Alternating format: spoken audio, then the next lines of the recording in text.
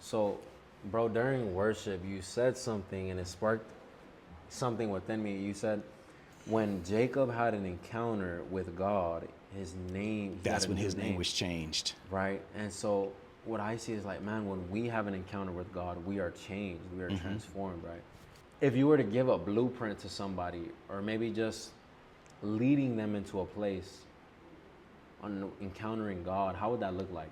Like, what's the heart posture, or some maybe something that's worked for you that you've seen work for somebody else? That's like, okay, well, this is the blueprint. What would you say that is? Reaching the end of yourself. You ain't got no other answers.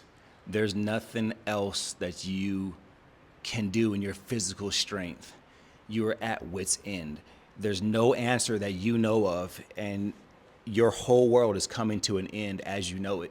That's when you realize that you have no control over your life. You have no ability to make the thing work out.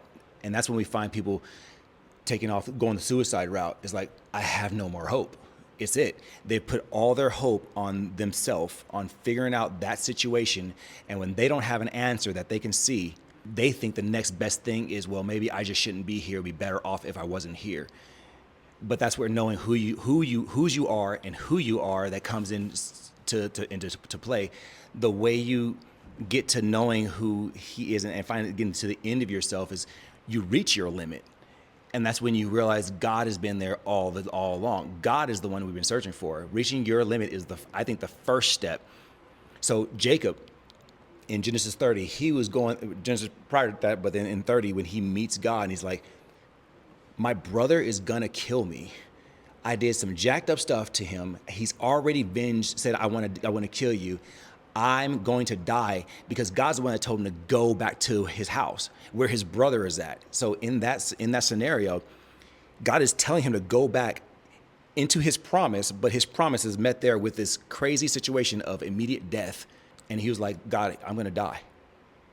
I'm going to die. Yeah. So that's when he met God. Wow. He's like, God, I'm going to first, I need you. And he goes, Wow. here I am. And then God talked to him. Wow. And then after God spoke to him and gave him and called to him, then he said, here I am.